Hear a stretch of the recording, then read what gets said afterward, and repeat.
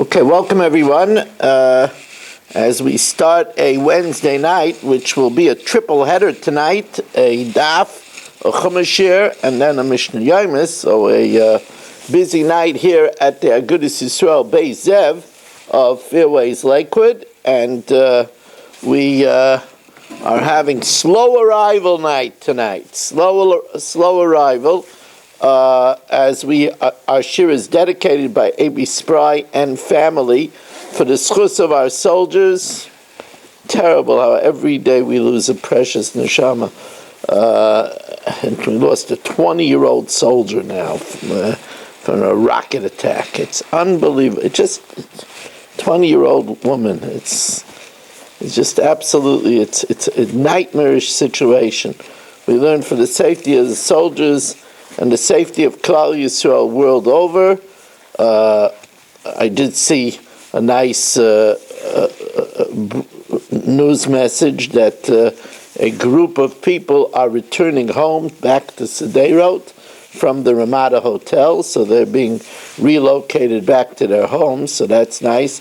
And it showed how many new babies were born while they were in exile. It's really, Klal Yisrael is just Ashreinu, Matov Chalkeinu, Manom Goraleinu. Even when they're away from their home and in Gullus, they're still procreating, still having children. It's rebuilding Klal Yisrael. We are dedicated by Shimon Klein, Lila Nishmas, Asher Anshel Ben Yehuda, Gittel by Shimon Pinchas, Irving Fishbaum, Lafut Shalema for Issa Ben Razel, and Eliezer Ben Razel. We learn from Meir Ben Chayasara as we welcome in here in the shul Gedalia Engel and Saba Ruven Shanet, Michael, Reb Avram, Rich Kramer, and Reb Kramer and Reb Erish Gesserman. Nice to have all of you here in the shul. And we welcome in David Helfgott, who's joining us on Kol Lashon. I hope that Aaron Slade has been able to reach us as well. Yudah Tov is watching. And we welcome in Eddie Chazan, Irving Fishbaum, A.B. Spry, Mel Zachter, Dr. Yudel, Shimon Klein, Yisrael Fisher, Yitzi Muller, Ilya Shutvin. And Yitzi gets a Mazel Tov on the birth of a granddaughter. Mazel Tov. It should be Zeichel Gadol Ben Torah L'Chuppah L'Maisim Tovim.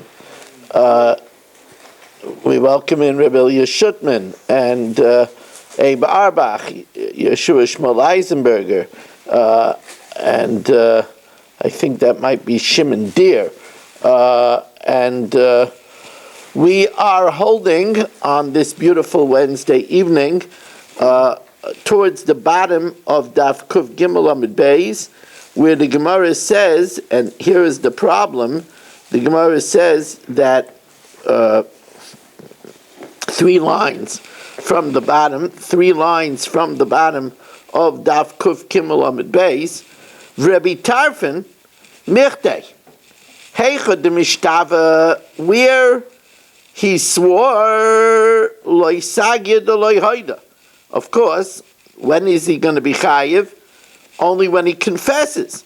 Once he's confessing to the crime, so why do we say the Reb Tarfon holds that he has to return it to the person only where he swears? My area of a nishba. Why is it only if he swears? Afilu b'loy shvua nami. Even if he just stole without an accompanying shvua and he confessed to the theft, Reb Tarfon holds that he has to return it to the person himself. The Tanya, Moide Reb Tarfon ba'omer l'shnayim gazalti. He tells 2 people, I stole from echad mikem mana, from one of you 100. Ve'eni yodea eiz mikem, and I don't know which one. So even without a shvua, he says that he can't fulfill proper restitution unless he gives it to each one. Noisin lezeh mana or lezeh mana. He has to give 100 to each one. Shekvar hoida mipiatzma. He already confessed. So the Gemara says you're right. When it comes to a person confessing, when a person confesses that he doesn't know which one he stole it from, then in order to fulfill the mitzvah of a Heshiv Esagzela Asher Gazal, he has to give 100 to each one, and if it's 5 people, he has to give to all 5 people in order to fulfill the mitzvah of returning it to the one who he stole it from. El Amar Rav Shani Masnisen. Our Mishnah is different. Our Mishnah is the question whether you have to go all the way to Madai in order to return it. Says the Gemara, Shani Masnisen, the Kavan the Yoda Laman Gozlai, since he knew whom he stole it from, V'aydalei, and he confesses, if it's not accompanied by a shvuah, if he didn't take an oath, so Kavan the Efshala Dure Mamayna Lamare, since he's gonna be able to return the money because he knows who he stole it from, we say that it's a deposit by him until the owner gets back from his travels. Havalei Commander Amalei, Yili biyodcha, let it be in your hand.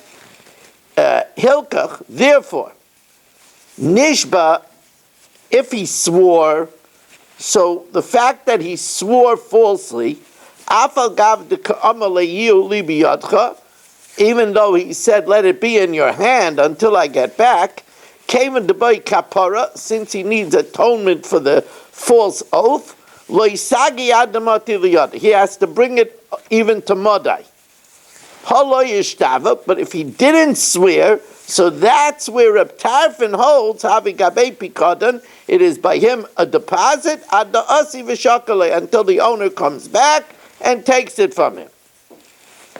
Now the Mishnah says that in order to fulfill giving it, in the case where he swore falsely and he confesses, in order to fulfill giving it to the one that he stole it from, it's not enough to give it to his son or to his agent.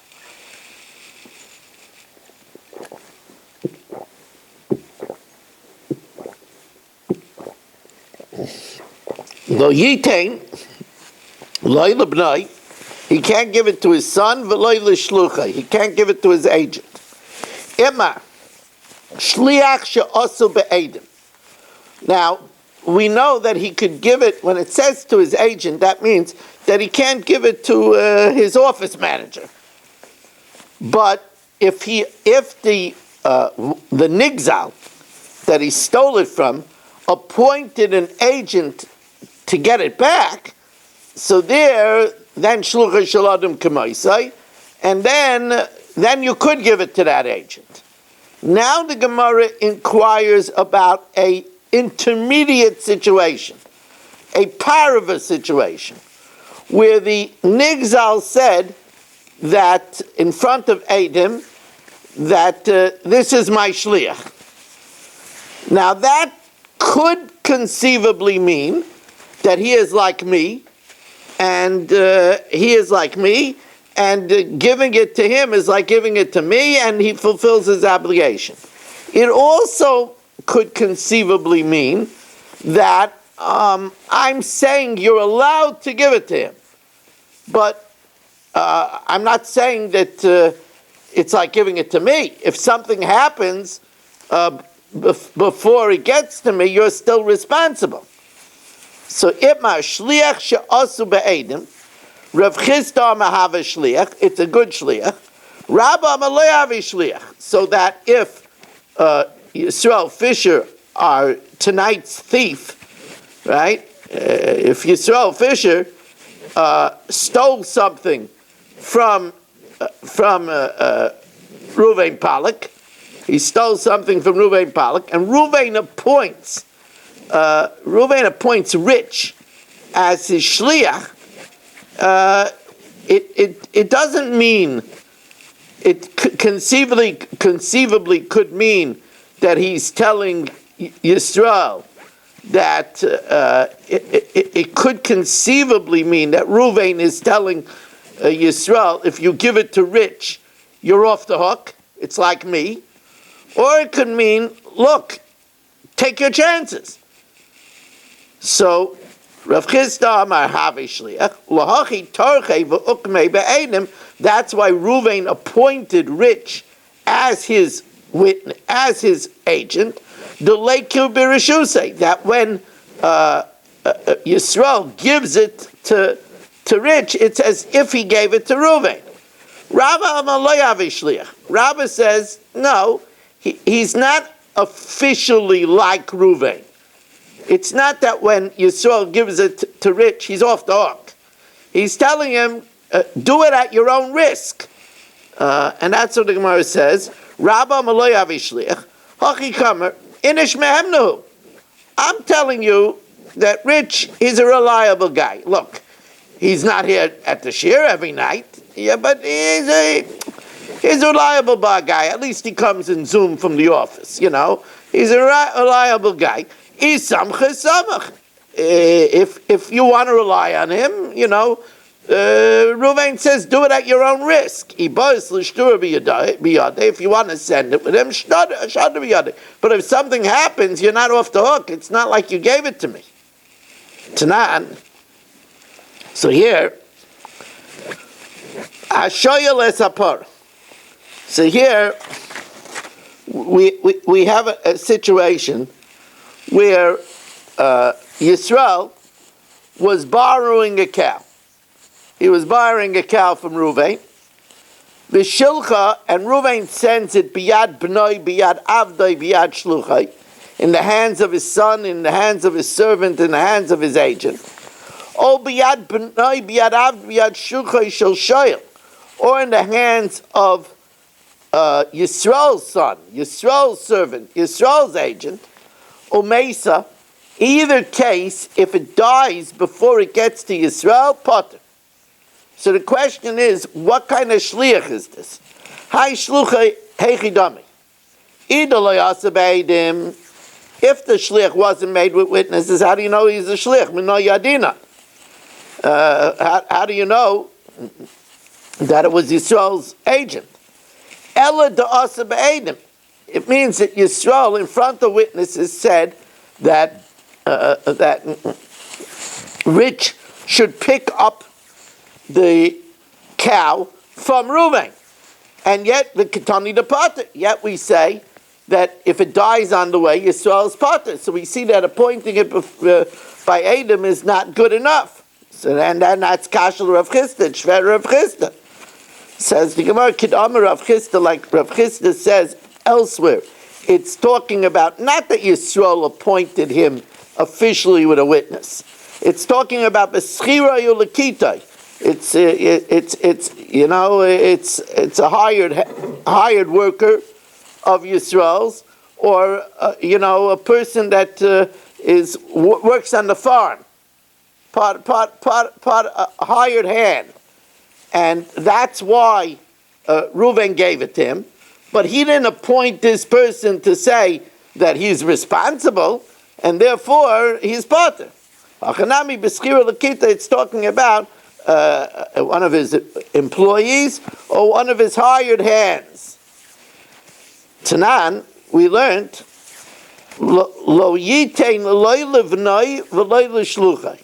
We said in our Mishnah that in the case where Yisrael robbed it from Ruvain, he can't give it to Ruvain's son or to Ruvain's agent.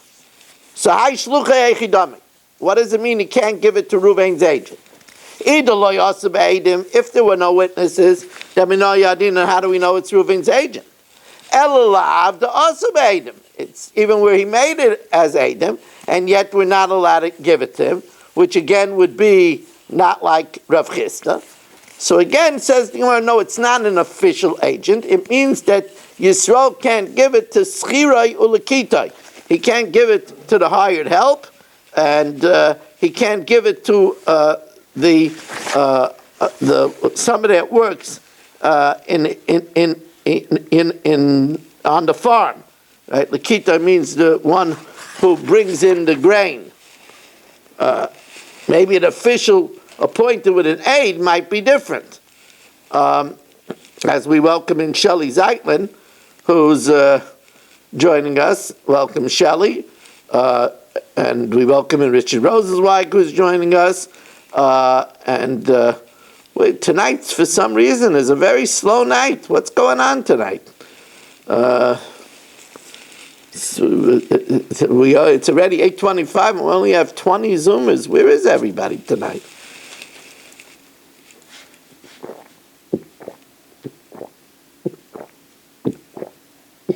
Super Bowl recap. The Super Bowl was like almost a yovel ago. How much could you blame on the Super Bowl? How long is it from the World Series? I don't know. It's Super Bowl. But are they taking apart the Super Bowl and analyzing it? It was some type of holiday in Brooklyn because there was no alternate South Park. You can't figure out what it was. Well, I know that this week was Lincoln's birthday, but I don't know how long does Lincoln's birthday last. Ash Wednesday. Oh, today is Valentine's Day? Valentine's Day, yeah. Oh, today is, so then we'll be naming the kafschus that people are taking out their wives. They was the Goyish holiday, Ash Wednesday. Saint Valentine's Day and Ash Wednesday together. Oh, it's Ash Wednesday. I don't know how many people are celebrating Ash Wednesday. I never had somebody give me an excuse that it was Ash Wednesday. I don't know. That's why they suspended alternate side. Oh, because of Ash Wednesday? Yes. Really? Uh-huh. Okay. All right. So, but is today also Valentine's Day? Yes. Oh, that's good to know. Nothing wrong with getting. Catholic holiday, by the way. Valentine's Day is a Catholic holiday. Okay, but there's nothing wrong with getting a nice Valentine's Day card for your wife. If you want to do that, you could do it on me. It was also a day of a lot of massacres, wasn't it? Yeah, but not because of Valentine's Day. Anyway, Aval shliach she'asa be'edim mai. But if remember Yisrael stole from Reuven Palak, so if Reuven made a shliach with witnesses, what would be the din? Hachanami davi shliach. Yisrael would be able to return it to the shliach.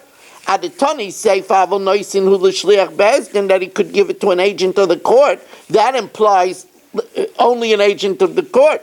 If it's true, liflik v'lis nebedidei, you should have made a distinction. That you can't give it b'shliach shaloyasabedim. You can't give it to a schira yalakitai, to a worker, to a hired hand. Aval shliach shalayasabedim. But if he designated a shliach, you're allowed to. Hakanami davi shliach. Imre, so the Gemara says no. It's not going to say a designated agent because that's like psikale. That's not definitive. Shliach Bezdin, if it's an agent of the court, it makes no difference who makes the agent of the court. Yisrael could go and have an agent of the court appointed and give it to the agent of the court, and Reuven Palak could also go and have the agent of the court appointed. Shliach Bezdin loishna asa nigzav loishna asa gazlan avi shliach. Therefore, that's psikale. That's definitive. Shliach shasa be'edim, it doesn't help if Yisrael, the thief, appoints a shliach. It's only if Reuven appoints a shliach. Shliach shasa be'edim, d'chi asa nigzalu da'avei shliach. That works. Also, gazim, if Yisrael, the thief, appoints a shliach, so what? Le'avei shliach, therefore, like psikale, it's not definitive. The Gemara says that the Mishnah holds that it's good to give it to an agent of the court, even if it's without Reuven Palak agreeing to it.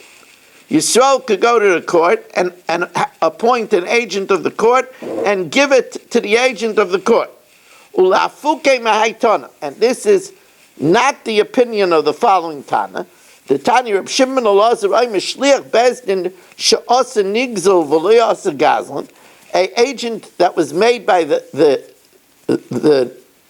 Ruvain, but was not made by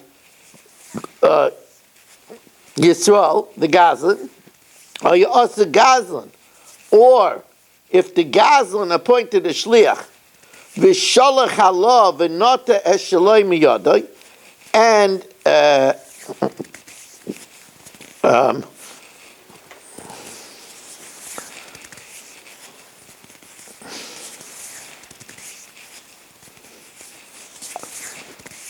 if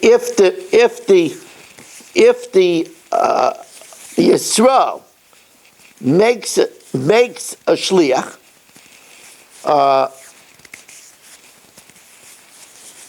and Reuven sends and takes it from him, but that which we say that Yisrael could make an agent, he could only make an agent if then Reuven sends and takes it from that agent.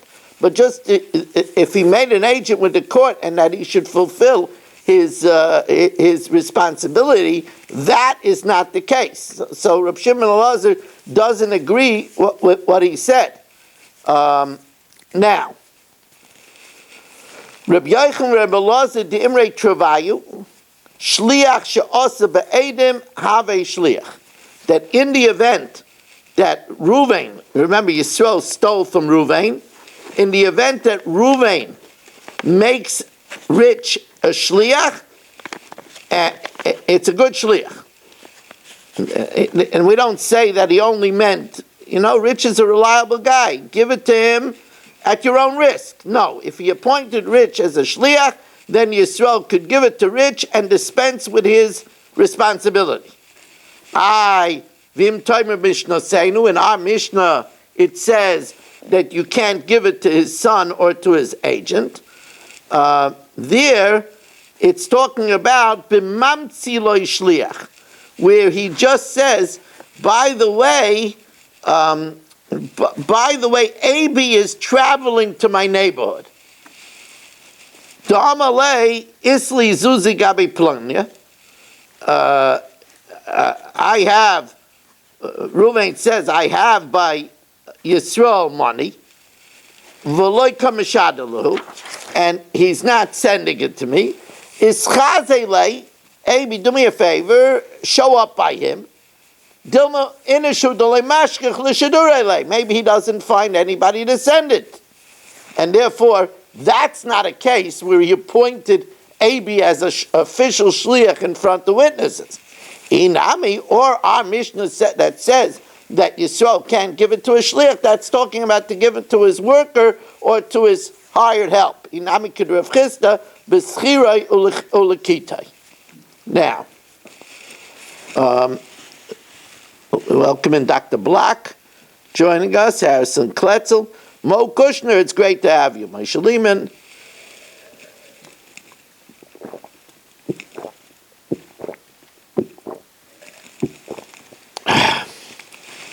Now, there is, for those that know, the shul, one of the more famous shuls in the world, Shomer Shabbos, on 13th Avenue and 53rd Street, that is one of the first minion factories in the world. So one of the people there that runs the place, of course everybody knows during the day, is the great Moshe Metzger, but in the night there's also a tzaddik by the name of Hillel Moses. Not only does he find minyanim upstairs, downstairs, people chiyuvim, he also finds people who needs a ride to Muncie, who needs a ride to Lakewood, who needs a ride to the Five Towns. He's a big tzaddik, and for many years he took care. I used to have my tapes in the shul, and thousands of my tapes went to people from the shul in the years that I had. Saba brought my tapes to the shul, and anyway, Hill Moses calls me up one time, and he says he had a strange dream that I was out on the street corner and I was selling flowers. He says, and he couldn't figure out why he should dream that I was selling flowers, and then it dawned on him that I was promoting Shalom Bayis, and I was getting people to bring flowers to their wives, and this is something that I always worked on, and I always spoke about, Shalom Bayis. So I can't get myself all upset if I'm thinking that we're missing about seven people tonight because maybe they're out with their wives. Okay, so, that's a good reason to miss the shir. Don't do it too often, of course, but now, says the Gemara, on a Wednesday, Wednesday, a Chumash here. I'm Rabbi Yehuda Shmuel. Rabbi Yehuda says the name of Shmuel. Here, this is very interesting. Let's say that, here we're getting people now, coming in. Okay. People are coming back from their date nights. Okay. As we welcome in Stephen Holtzman and Martin M. I'm not sure who Martin M is, but it's good to have you. So anyway, we are just starting the top of Kuf Daled Amud Beis, and here, what happened is I deposited money by Mel, and somebody comes to Mel with my seal. I have a witness. I have an emblem, right? MMW and an emblem, and the witness has my seal, and my seal is even signed with witnesses. So the question is, can Mel give it to this agent? So the Gemara tells us that Rabbi Yehuda Amar Shmuel, Ein mishalchin moz b'diyukni. Mel cannot send back the money with somebody who shows him my seal. Shimon Deer shows him my seal. Va'afilu eidim chasumen aleha. Even if there are witnesses that are signed on the seal. Rabbi Yochanan says, come on. Im eidim chasumen aleha. If there are witnesses on the seal, then mishalchin. So the question is, well, according to Shmuel, then when can Mel give it to the witness? Imra l'Shmuel my takanta. When will Mel be able to give it? Ki hada Rabbi Abba. So the Gemara tells us Rabbi Abba have a masik zuzeh b'Rabbi Yosef Bar Chama. Rabbi Abba had a claim of money with Rabbi Yosef Bar Chama.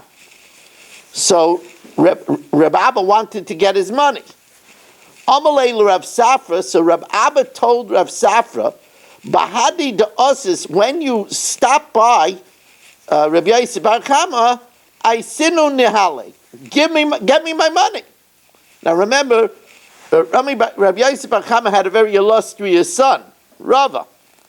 So what happened was, Ki Azal Lahasam, when Rav Safra came to pick up Rabbi Abba's money, Amalei Rava Berei, Rava said, Mi kosav lachis kabalti. Did he write a waiver that if when my father gives you the money, it's as if he's accepted it, so that nobody should say if an accident happened on the way, nobody should say that you didn't pay me yet. Did he say that when I give it over to you, Rav Safra, it's as if it was returned? It's as if Rabbi Yosef Bar Chama got it in his hands.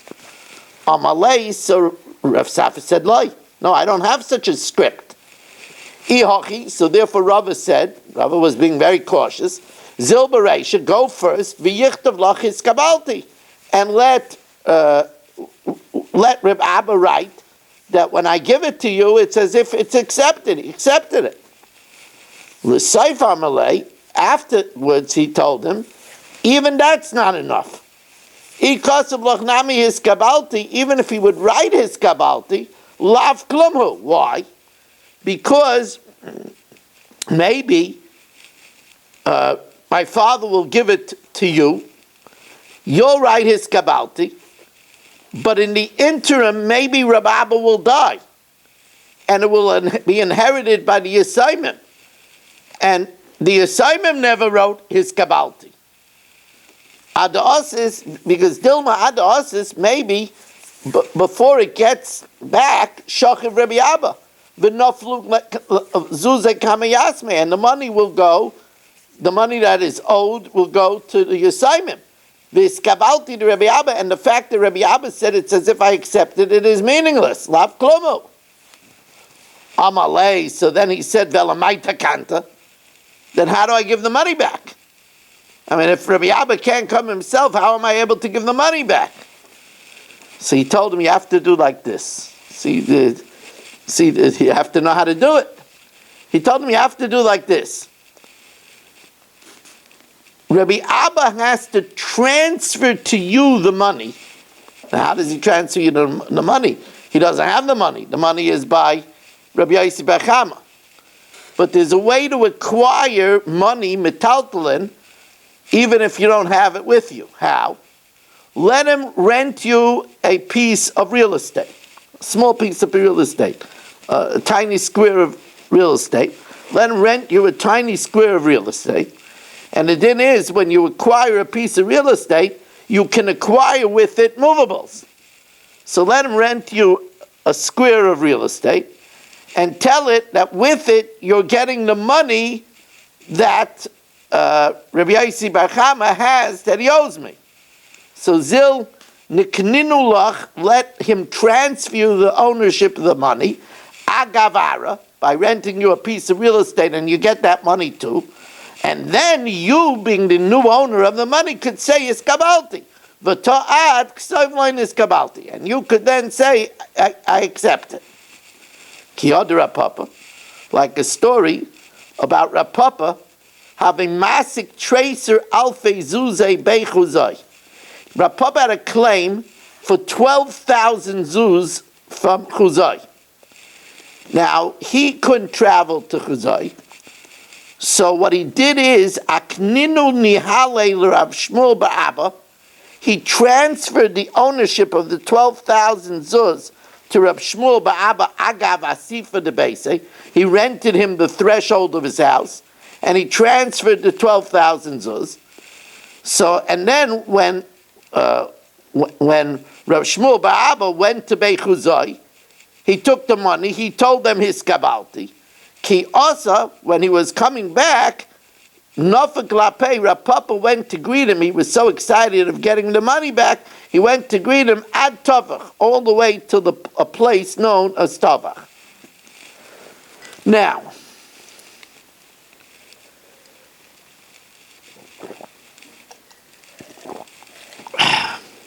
we learned in the Mishnah that Nosen lo yasa keren, if he gave him the keren, but he didn't give him the chaimish, so he said that you don't have to return the chaimish all the way to Madai, all the way to Antwerp. Now, he also said, though, that in the event that tonight's thief, Yisrael, stole money from Reuven, and he paid the keren, and then when Reuven asked him for the fifth, he swore about the fifth, and then he confesses, so then he has to pay a fifth on the fifth.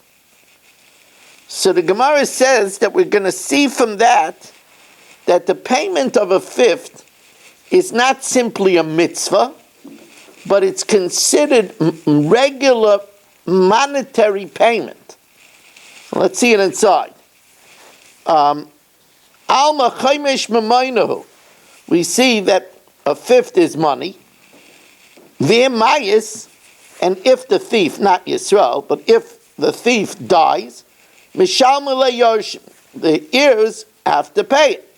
The Tanan Nami Nosen as a Karen, in the event that Yisrael gave the principal, and then when Reuben asks him for the fifth, v'nishpa ala chaimish, he swore about the fifth. So the din is that then if he confesses, harimois of chaimish al chaimish, he has to add a fifth on the fifth.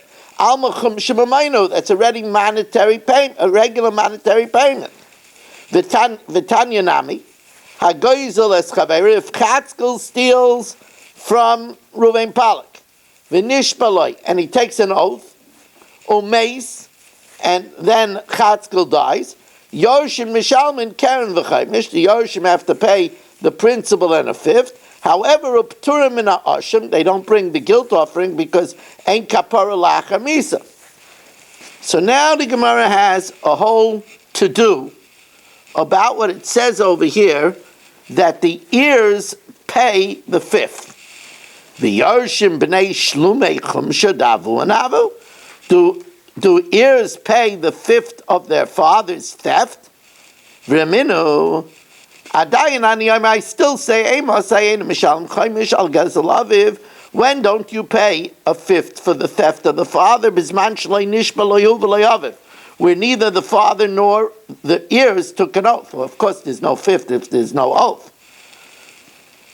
However, hu v'lo yaviv, if the heir took an oath but not the father, or aviv v'lo hu, or the father took an oath and not the heir, or hu v'aviv, or he and the father took an oath, minayin, how do you know that even then you don't pay a fifth, that the heirs do not pay a fifth? Talmud loyma asher gozel v'asher oshak, only the one that stole, only the one that withheld wages. However, v'hu loy gozel v'loy oshak, the heirs did not steal, they did not withhold, and therefore they don't pay a fifth. We just said it before that they do pay a fifth. So Rav Nachman says, like Kash, there's no difficulty. Kan shahoida, kan shaloi hoida. Where did the Yisayim pay a fifth? That's if the father swore and confessed before he died. But if the father never confessed, so then they don't pay a fifth. So the Gemara says, wait a second. If the father didn't confess, then why did the Yoshim pay the principal? Eloi Haida, Karen Nami Loi Mishalim. They shouldn't pay the principal either. V'chi Teima Hachan Nami Deloi Mishalim, says Gemara Bavad de Kabahadar Achaymish, since it says they don't pay the fifth, Lamemra de Karen Mishalim, that they pay the principal. V'oi Tanya V'adayin Ani Aimer, Eimasahu Mishalim Karen, Al Gezel Aviv, when does he pay the principal for the theft of the father? Zman Shenishbahu V'aviv, where the heir and the father swore. Aviv v'loyhu, if the father swore and not him, or hu v'loy aviv, or he swore and not the father, or loyhu v'loy aviv, or not he nor the father. Minayin, how do you know that you pay the principal, that the heirs pay the principal? Talmud Leimer gezela v'oishik aveda upikadin. It says in the case of theft, in the case of withholding wages, in the case of loss, in the case of a deposit, yesh talmud. Now, what does that mean? It's a very peculiar phrase, yesh talmud. There's a shaila, maybe it wasn't supposed to be yesh talmud. You know, there are funny printer's mistakes. It could be yishtalem and not yesh talmud. It's almost the same letters, right? He was saying this over. Amalei Rabbi Bray, yesh talmud is the correct gear, so there is a derivative, kamamar, or yishtalmu kamamar, or is the correct that the heir should pay? Amalei yesh talmud kamina. There's a derivative, meaning that because the pasuk repeats gezela oishik aveda bikadan, that's a derivative from the extra words that it's telling you that even the heirs have to pay the theft of their father. Says Gemara, but if the father did not confess, so why did they have to pay?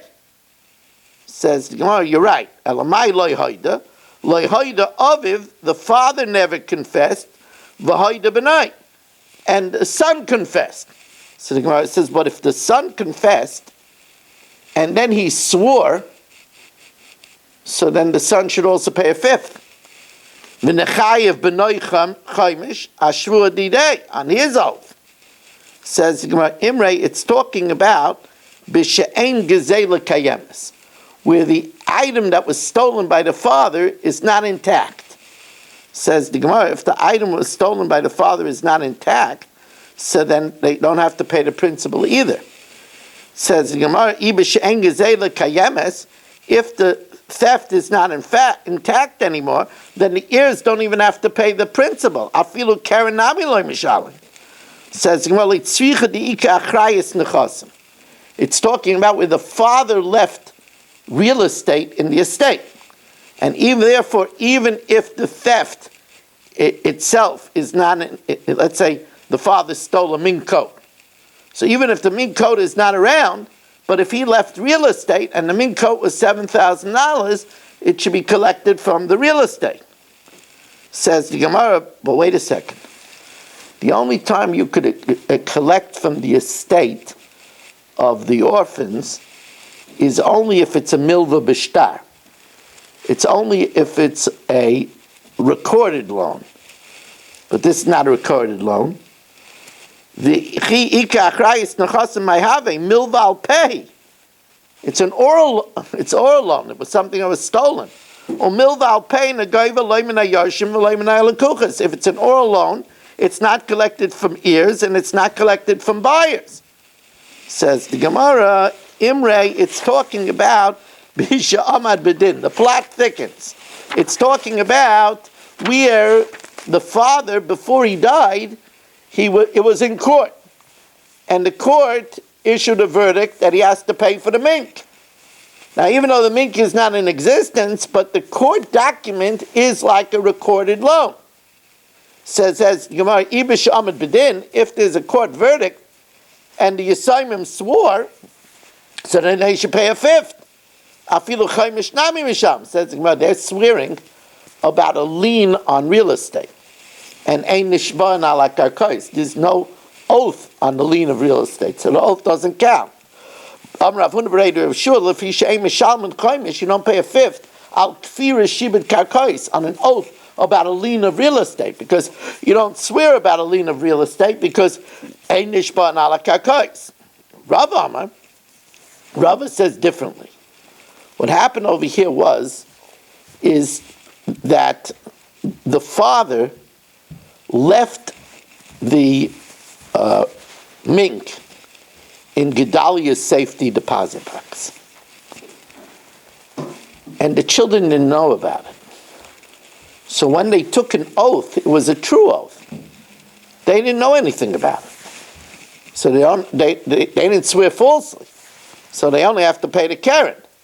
Rava Amahacha b'mayaskina k'gain shoysa diskaya shel oviv, a suitcase of the father with this big suitcase with the mink, mufkedes biyad acherim, is by Gedalia. So keren mishalim, they have to give back the mink. Da'isei, it's here. Chaimish loy mishalim, they don't have to pay the fifth because when they swore about it, they swore truthfully. Dechi ishtava, when they swore, bekush de ishtava. Da'alay avayada, they didn't know that the mink was by Gedalia, so when they swore they didn't have it, they were swearing falsely, truthfully. Another very involved Gemara. Now, Rabbi say, we're going to go straight to the Chumash here.